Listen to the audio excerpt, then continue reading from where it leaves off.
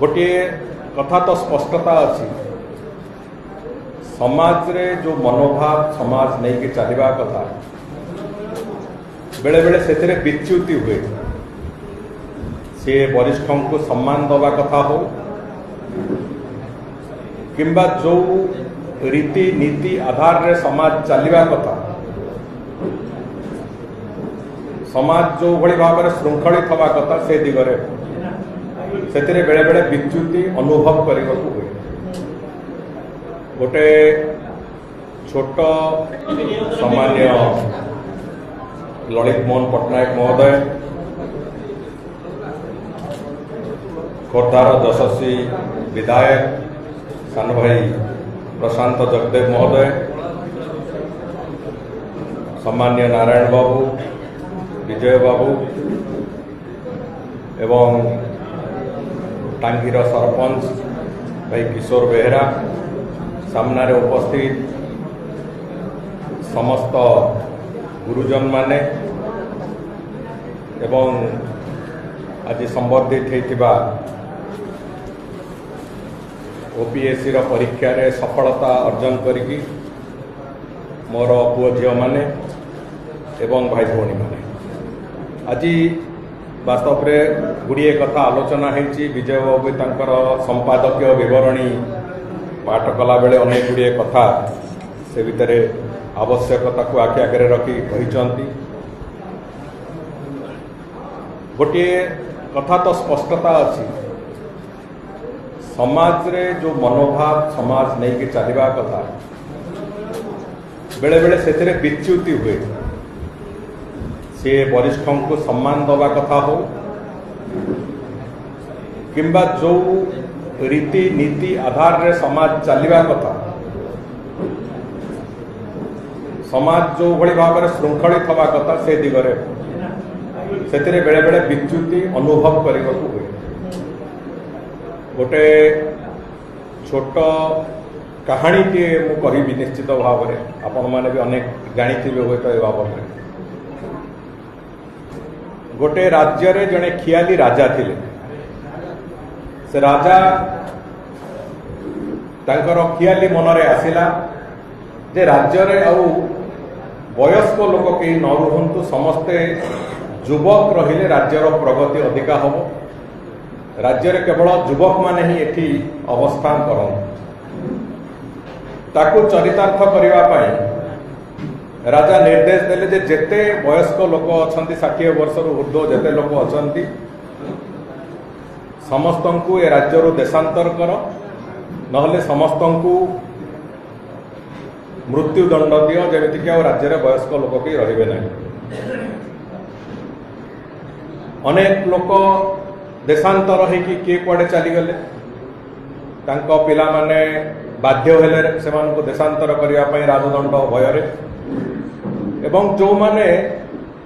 निज राज्य निज घर निज अंचल निज संसार को छाड़ी की जीवा पाई प्रस्तुत हो पारे से मृत्युदंड भोग करने पड़ा। थरे से भली हो ये जो पाप अर्जन कले राजा से राजा पाप अर्जन कले से राज्य रे प्रतिफलित हुए से कथा राज्य रे एक भयंकर दुर्भिक्ष आसिला दुर्भिक्ष जेते बेले हैला बाध्य कि राजा तांकर राजकोष को खोलिले एवं राज्यर शस्यागार रे जहाँ शस्य थिला ताकू लोकंक भितर बांटिले एवं कोनोसी मते दुर्भिक्षरु राज्य रक्षा पाइला किंतु परवर्ती समय जेते बेले वर्षा रो आगमन हैला ता पर वर्ष सेते बेले धान बुणीबा पई गोटे भी शस्य राजकोष कि राज्य शस्यागार रे नथिला जहाँ फल कि आउ थे पुणी फसल उपजेबार जो प्रक्रिया से प्रक्रिया को आउ थे चलैबा से राजा पाखे क्षमता नथिला राजा चिंतार पड़िले एवं राज्य सारा डेंगुरा बाड़ेले कि कहीं जड़े आसिक मत बुद्धि बताऊ जे ए प्रक्रिया ए परिस्थिति राज्य को केमिति रक्षा करू से समय रे जड़े व्यक्ति आसिकी राजा को कहला महाराज मो पाखे अच्छी उपाय आमे गोटे कम कर जो शस्यागार जिते धान आम बोही आणिकी विभिन्न आड़े लोक बांटुलु जो रास्तार आम जाऊलु से रास्तार अनेक शस्य पड़ी रही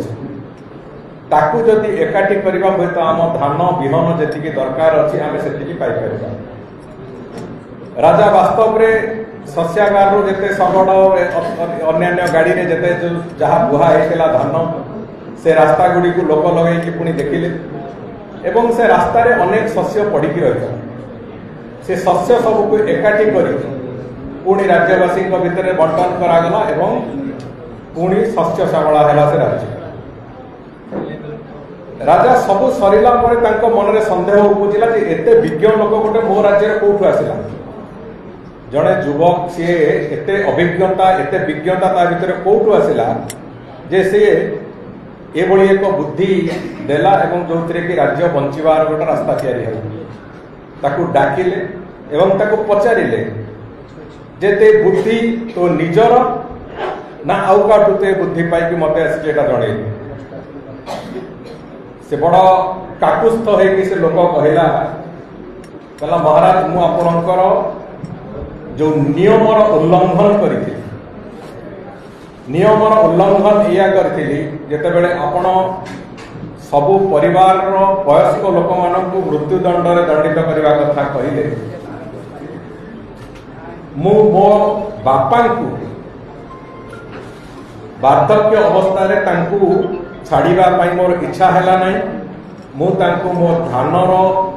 ओली उपरे लुचेक रखी जितेबाला आप सैन्य मैंने आसिक खोजुले वयस्क लोक क्या घरे अच्छा एवं से लुचि अवस्था सी वर्षे रु अधिक काल रही से ही मत कही एक परामर्श राजा को दियो जहाँफल राज्य बंची राजा निजर भूल बुझिले तत्क्षणात आदेश प्रत्याहृत है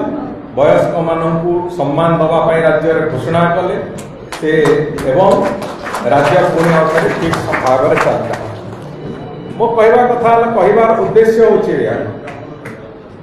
वयस्क जो माने आम वयस्क व्यक्ति जो माने आमर गुरुजन से माने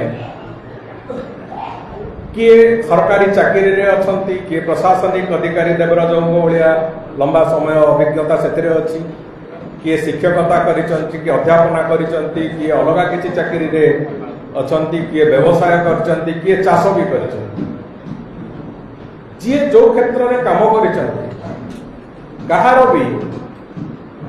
40-45 वर्ष रु कम अभिज्ञता तो नथिबो निश्चित अभिज्ञतार ज्ञान तैयारी हुए ये कथा आमे समस्ते एवं आम परवर्ती पीढ़ीर समस्ते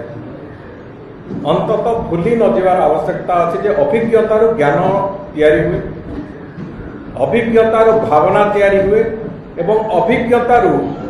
समाज को बंचेवा पाई रास्ता भी तैयारी हुए से दृष्टिकोण जो कथा आगुरी जमी थिला